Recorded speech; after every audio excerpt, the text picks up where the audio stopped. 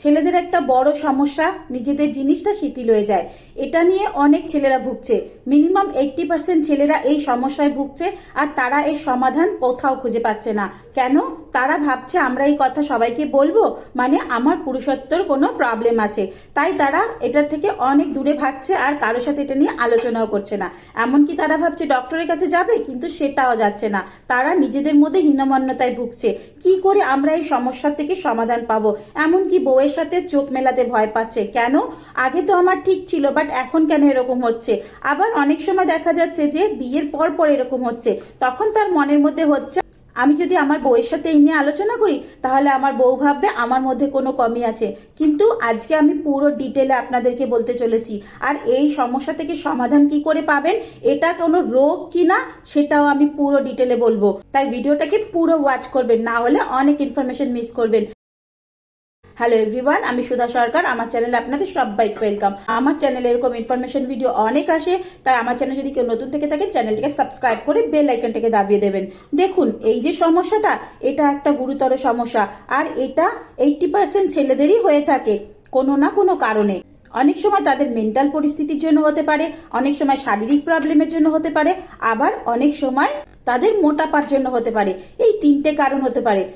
যদি কোনো ছেলের বিয়ের পর পর এরকম প্রবলেম হয়, বিয়ের আগে যখন হাতের কাজ করতো তখন কোনো প্রবলেম ছিল না, বাট বিয়ের পরে যখন পার্টনারের সাথে যাচ্ছে তখন দেখছে যে তাড়াতাড়ি শিথিল হয়ে যাচ্ছে। এখন কি করা যায়?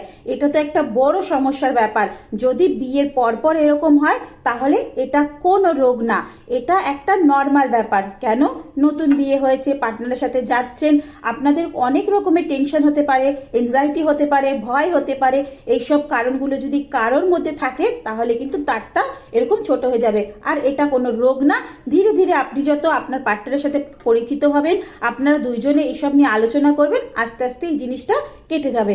এটার কোনো রোগ ভেবে কোনো জায়গায় ট্রিটমেন্ট করতে যেতে হবে না, বা কারোর সাথে এটা নিয়ে আলোচনা করতে হবে না। যত আপনি আপনার পার্টনারের সাথে মিশবেন, কথা বলবেন, কমিউনিকেশন করবেন, দুজনে মিলে আলোচনা করবেন, দুজনে মিলে এইসব নিয়ে কথা বলবেন, আস্তে আস্তে এটা ঠিক হয়ে যাবে। সেকেন্ড কারণ হচ্ছে বিয়ে হচ্ছে কিন্তু 15-20 বছর পরে এই প্রবলেমটা হচ্ছে। তাহলে তাদেরকে দেখতে হবে তাদের কোনো সুগার আছে কিনা, তাদের কোনো হেলথ ইস্যু আছে কিনা, বা হার্টের কোনো প্রবলেম আছে কিনা। কারণ ওখানে যদি ব্লাড ফ্লো ভালোভাবে না হয়, ওখানে ব্লাড যদি ভালোভাবে না পৌঁছায়, তাহলে কিন্তু হার্টের প্রবলেম দেখা দিতে পারে। তাই এইসব কারণগুলো, তাই হঠাৎ করে যদি দেখেন যে 20 বছর পরে আপনার এরকম প্রবলেম হচ্ছে, তাহলে অবশ্যই কোনো ডক্টরের সাথে কনসাল্ট করবেন, ভালোভাবে ট্রিটমেন্ট করবেন, সব টেস্টগুলো প্রপার ভাবে করবেন। এটার কারণ কিন্তু আপনাদের ব্লাড ফ্লো কমও হতে পারে।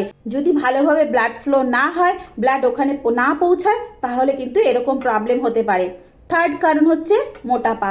হঠাৎ করে কেউ যদি মোটা হয়ে যায় তাহলে কিন্তু তার এরকম হতে পারে, তার ব্লাডের মধ্যে কোলেস্ট্রল জমা হয়ে যায়। কোলেস্ট্রল এমন একটা জিনিস আপনাদের ব্লাড ফ্লোকে কম করে দেয়, তখন কিন্তু আপনাদের এই প্রবলেমটা হতে পারে। তাই যদি কেউ মোটাপার জন্য এরকম হয়ে থাকে, অবশ্যই আপনার এক্সারসাইজ করুন, আর না হলে ডক্টরের সাথে কনসাল্ট করুন। এই তিনটের মধ্যে কোনো যদি কারণ হয়, অবশ্যই আপনাদেরকে নাইট্রিক অক্সাইড যুক্ত খাবার খেতে হবে।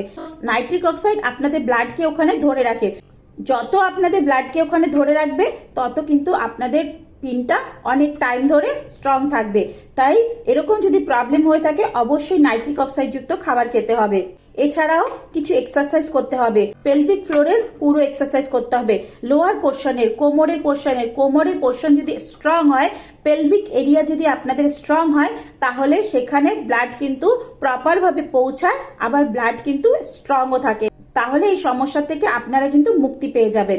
এছাড়াও যদি কেউ স্মোক করেন বা ড্রিঙ্ক করেন, তাহলে এইগুলোকে একটু কম করতে হবে। স্মোক এমন একটা জিনিস যেটার মধ্যে কার্বন মনোঅক্সাইড থাকে, আর সেটা আপনাদের হার্টের যে পাম্প সিস্টেম আছে সেটাকে খারাপ করে দেয়।